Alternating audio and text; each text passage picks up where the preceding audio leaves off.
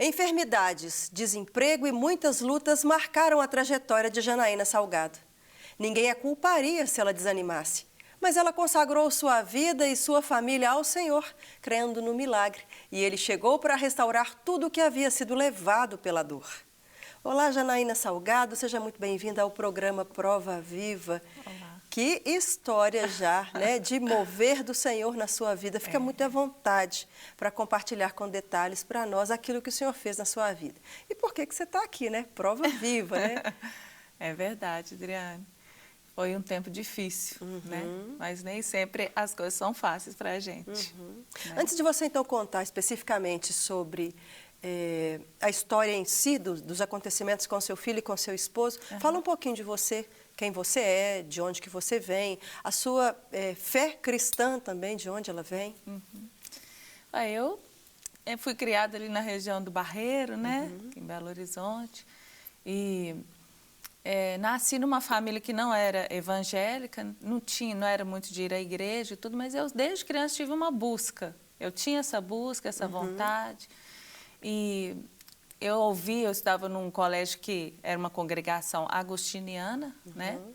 E eu ouvi lá que a história de Agostinho, né? Que ele, a mãe dele orava muito por ele, né? Ele era uma pessoa difícil, fazia muita coisa errada. E que um dia ele teve uma visão, né? Depois das orações, que ele viu uma Bíblia, um anjo, né? Falando com ele, toma e lê as Escrituras. E eu cresci com aquilo na minha cabeça, pensando assim, alguma coisa tem nessa Bíblia que transformou a vida dele. E eu tinha aquela busca por aquilo também. Né? Essa história então, já tinha mexido com você. Quantos anos você tinha nessa época? Uns 8, 9. Novinha 9 mesmo. anos. Tá.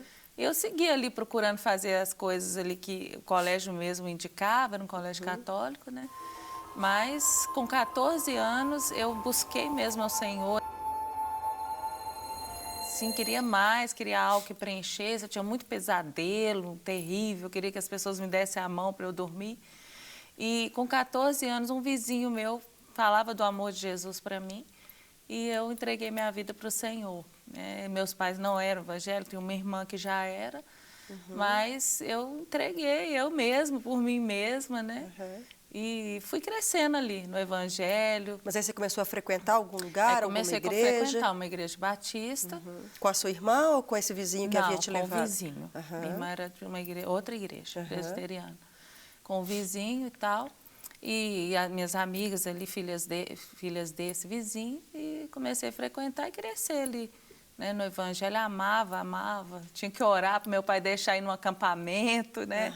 É isso que eu ia perguntar, seus familiares não se incomodaram na época? Não, eles respeitaram, né? Mas às vezes eu estava arrumado para ir para a igreja e meu pai falava, você não vai em lugar nenhum. Aí, né, às vezes tinha toda aquela programação de adolescente e tal, e eu tinha que ficar em casa, obedecer, né? Mas, então, assim, tudo que eu participava era muito orado, pedido, era aquela busca, aquela coisa pessoal minha mesmo, né? Não era por imposição de pais, nem nada, embora minha mãe sempre teve muita fé. Mas ela também não frequentava a igreja. De certa forma, essa pressão toda para você precisar orar para conseguir as coisas, estar na casa do Senhor, deve ter estabelecido uma fé no seu coração também, né? Sim, com certeza. E também eu sempre vivi esse assunto de oração. Né? Sempre estive muito ligada à oração. Né? Depois eu cresci, né, ali naquela igreja mesmo. E depois passei no vestibular, né? Fui fazer odontologia, eu sou dentista, meu esposo também. E fui morar em Diamantina. Fiquei um pouco fria na fé nessa época, mas eu nunca me desviei do caminho, porque assim, não frequentava tanto a igreja, né? Quando eu estava na faculdade, estudava muito e tudo.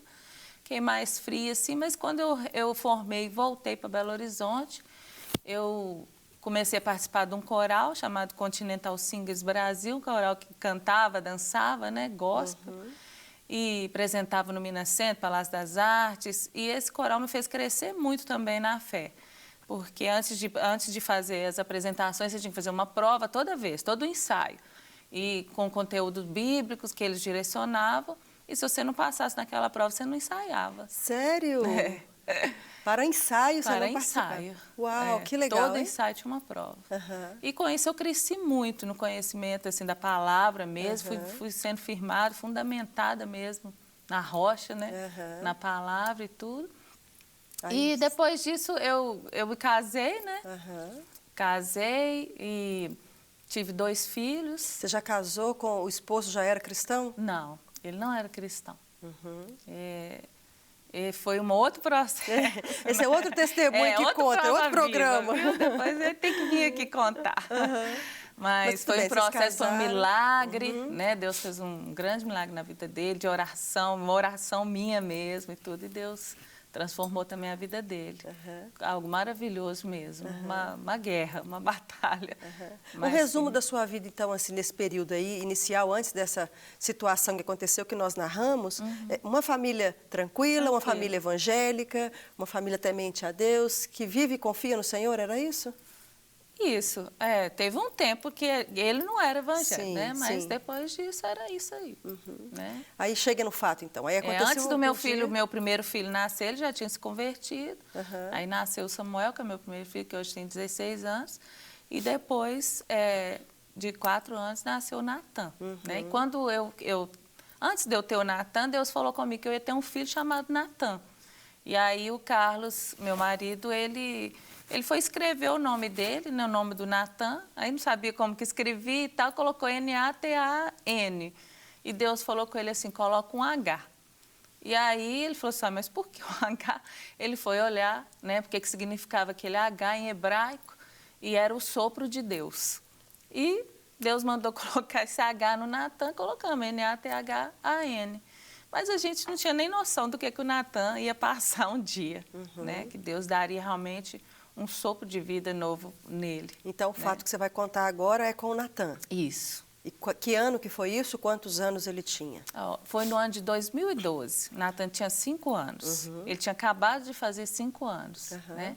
A gente já estava vivendo uma situação difícil, porque a gente morava num apartamento pequeno, aí mudamos, compramos um lote, começamos a construir e moramos nesse período de construção na casa da minha mãe. Ela morava sozinha e está morando de favor. Já tinha 4 anos que a gente estava morando lá. O Natan nasceu nesse contexto aí. E aí nós fizemos um empréstimo para poder terminar a casa por dentro e mudar. Então nós terminamos a casa por dentro, mudamos, né? E a casa da minha mãe também fizemos uma pequena reforma, porque nós moramos lá, né? Não podia deixar do jeito que está. Fizemos essa reforma e ainda investimos um dinheiro no consultório, porque o consultório precisava de uma reforma também, de informatizar as coisas, né? Era muito papel e tudo. Informatizamos tudo e tal com esse investimento. E aí nós falamos assim, agora, o meu marido mesmo falou, agora a partir de segunda-feira nós vamos trabalhar firme para poder pagar essas dívidas. E foi justamente nesse dia aí que ele falou, né, e que tudo aconteceu. Aí o Natan ia fazer 5 anos, né, e no dia do aniversário, e ele queria muito uma festa de fundo do mar. Ele queria fundo do mar, eu mostrei outros temas para fazer lá na escola e tudo. E ele não, ele quer, eu quero fundo do mar, eu quero fundo do mar. E nós fizemos esse tema para ele lá. E ele fez 5 anos nesse dia. E nesse dia meu marido sentiu muita inquietação, chamou a gente numa salinha de oração que a gente tem lá em casa e falou assim, olha, Deus está me falando para a gente fazer um voto aqui, para a gente não murmurar. Independente do que vai acontecer, a gente não murmurar por nada. Eu achei aquilo estranho, falei, misericórdia. Ai, ai, ai, aí, começou a anunciar isso aí. Alguma coisa está vindo. Aí ele falou para a gente não murmurar. No outro dia do aniversário, o Natan já teve uma dor de garganta à noite. Isso foi na quarta aniversário, na quinta teve uma dor de garganta à noite, na sexta de manhã eu levei ele no médico.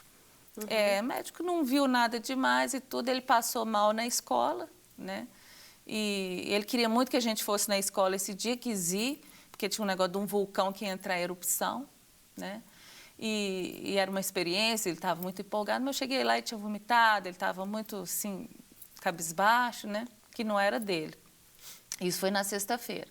Aí deu um remédio para enjoo e tal. No sábado ele ficou muito bem e no domingo ele passou mal, né? No domingo eu fui dar aula na igreja, né, na escola dominical e tal, e ele passou mal. E aí, no domingo à noite, o Carlos ficou com ele um pouquinho, ele estava vomitando, sentindo dor assim, de lado, né? Só isso. E prostrado. Aí o Carlos falou, Janaína, dorme um pouquinho, que eu vou ver. A hora que ele acordar, eu vou orar aqui. Se precisar, a gente vai com ele para o hospital.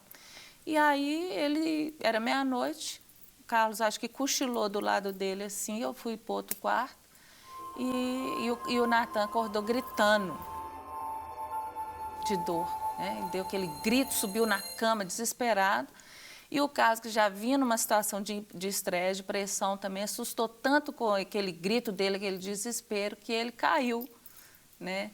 Ele caiu lá e desmaiou e depois perdeu, assim, não tinha pulso nem nada, ele teve um mal súbito, né? Com o susto do Natan. Você estava no outro quarto, de repente você escuta o grito do filho. Isso. E o marido caído no chão. Eu vim correndo. Meu Deus, o Carlos tinha pegado ele e desmaiou. Né? Aí o Natan saiu correndo para lá de susto, né? Ele assustou muito, coitado. E o Carlos, eu tive que fazer massagem cardíaca nele para ele poder voltar. Gritando, isso, desesperada. Minha mãe orando, eu esses gritando. Momentos que passam na sua cabeça? Uai, eu nem sei, desespero, pânico, medo. Tudo, né? Parecia que ele ia morrer, o Natan doente. E ele não voltava, eu fazendo massagem, até que ele voltou. Mas voltou bem ruim, né? Falando que o coração dele estava, tipo, solto, tipo, fibrilando, né? Não era uma situação boa. Aí eu peguei, coloquei o Natan e o Carlos no carro, nem esperei, chamei ninguém, porque tinha que ser rápido, né?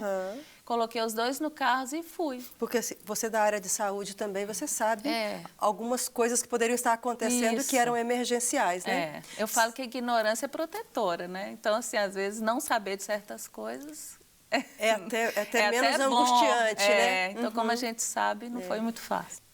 Janaína, você para num momento muito difícil da sua história em que está, né? Seu filho gritando de dor, o seu marido vai acudir, passa mal também. Ele volta, percebe, né, esse mal súbito que você descreveu, entra com eles no carro para ir buscar ajuda, sabe lá para qual lado, né? Se vai para um especialista para criança ou se vai buscar alguém numa emergência. Como é que você conduziu isso aí?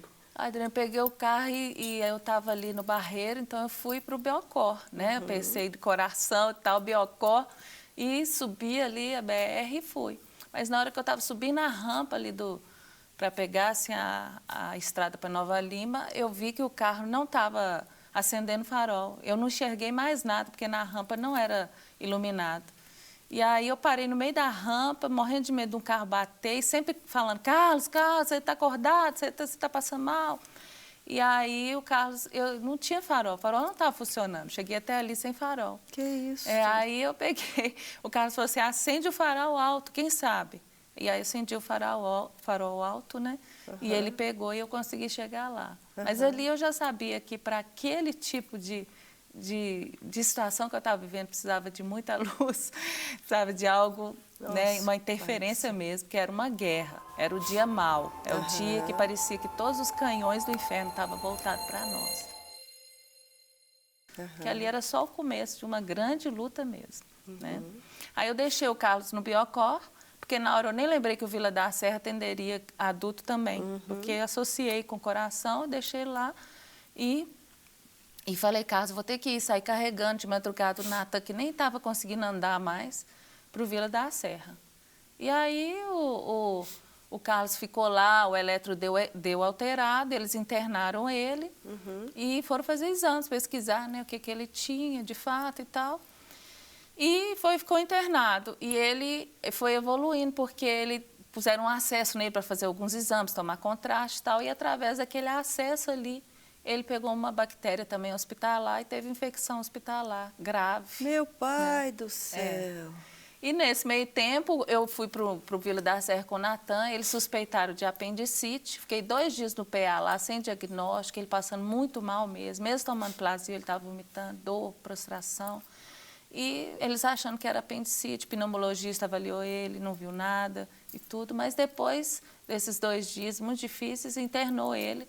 E aí veio um médico experiente e auscultou ele, né? E falou, ele está com uma pneumonia e já está grave. Já foi pedindo Ele não tinha sintoma nenhum de pneumonia, nada. Foi uma pneumonia galopante, silenciosa, gravíssima, nos 2 pulmões, né, dupla. E o médico já foi pedindo um antibiótico de infecção hospitalar antes de pedir o raio-x, porque lá no PA eles fizeram só raio-x, ultrassom, tudo de tórax, de abdômen. Não pediram de tórax. Aí ele pediu e ele constatou, né, que essa pneumonia era bem grave, já estava bem grave. E aí evoluiu para uma empiema duplo, que é um pus nos 2 pulmões, derrame de pus, né? Mas assim, ele ficou uma semana morrendo igual um passarinho, foi a pior semana da minha vida. Ele mesmo não lembra dessa semana, o Natan, né? Porque ele ficou muito ruim mesmo, foi entrando em coma, né? E eu no quarto, o médico não levava ele para o CTI e não fazia nada. Então assim, a gente, diante de uma impotência muito grande mesmo, né? Como é que ficou Dependendo sua do Senhor. fé? Pois é, como é que ficou sua fé? E aí, então, estava seu marido no hospital, você com o Isso. filho no outro internado, Isso. ainda tinha um filho mais velho? Isso. Assim, foi uma seta tão disparada contra a nossa família que nós separamos, né? O Carlos em um, eu no outro. E o Samuel, o meu outro filho mais velho, tinha 9 anos, né? Precisava da gente, ficou sem pai, sem mãe, sem irmão. Né? Na casa das outras pessoas, Deus levantou amigos, né? Vizinhos, queridos, amigos para cuidar dele, porque, na verdade, foram 7 meses, né, Adriana? Essa luta durou 7 meses. Você lembrou da palavra lá que Deus deu para o Carlos acerca de não murmurar? Isso. A gente fazia de tudo para não murmurar. Eu, assim, tinha... às vezes queria falar que eu não estava aguentando mais, mas tinha aquele medo, né, de aceitar, de ser murmuração. Mas aí o Natan, ele teve isso, depois, esse empiema duplo, ele teve SARA, que é síndrome da angústia respiratória aguda, que é assim, 90% de óbito, né? É como o pulmão entra em falência mesmo. E aí eles levaram para o CTI, né? Deus falou comigo uma palavra assim, derrame pleural, chamei o médico e falei assim, olha isso aqui. Aí que eles descobriram o empiema. E Deus foi falando, foi me direcionando. Lá no PA também, era tanta luta que a grade do negócio caiu na minha unha e arrancou minha unha. E na hora Deus falou comigo assim, quando sua unha sarar, o Natan também vai sarar. E eu falei, não acredito nisso, né? Não queria nem pensar que para uma unha sarar era muito tempo, né? Mas depois de 7 meses que eu olhei para minha unha, que ela faltava pouquinho, o Natan estava realmente faltando pouquinho para ele sarar. Mas esse processo todo dele no hospital, quanto tempo o seu marido ainda ficou no hospital e quanto tempo? O Natan ficou 7, ou os dois ficaram por 7 meses? Não, o Carlos ficou 10 dias, né? Depois ele assinou um termo pedindo para sair e continuar o tratamento em casa, porque o Natan, o médico falou que ele tinha 24 horas, então o Carlos queria vê-lo, né? Então, o que ele teve foi muito grave. Então, ele estava no CTI entubado, numa situação terrível mesmo. E aí o Carlos saiu para vê-lo, mas saiu muito assim, muito debilitado, emagreceu 10 quilos em 10 dias, né? E muito debilitado mesmo com aquela infecção hospitalar. Só para eu entender, você tinha a palavra do médico que ele iria morrer em pouco tempo, Natan? 24 horas. 24 horas. Mas logo depois você me contou aí de uma revelação de Deus que quando sua unha ficasse curada, Natan ficaria curado. Isso. Em quais épocas essas revelações aconteceram e essas palavras? A revelação foi antes do médico falar. Ah, né? sim. Foi antes do médico falar. E o Natan foi ficando lá no CTI e tal, puseram um dreno, fez cirurgia, né? Aí, na verdade, ele fez 3 cirurgias, porque depois desse processo, o pulmão dele necrosou, né? Ele entrou em necrose mesmo, e aí não tinha mais como fazer muita coisa, né? Ele tinha que ser operado mesmo para remover a necrose, e ele não tinha condição nenhuma física de ser operado.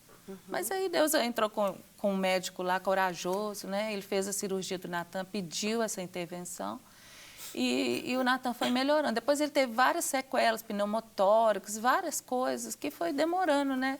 Ele sarar. Mas no final desses 7 meses, ele já tinha feito mais uma cirurgia, a terceira, né? Todas bem graves, quase morreu, né? Nessas cirurgias.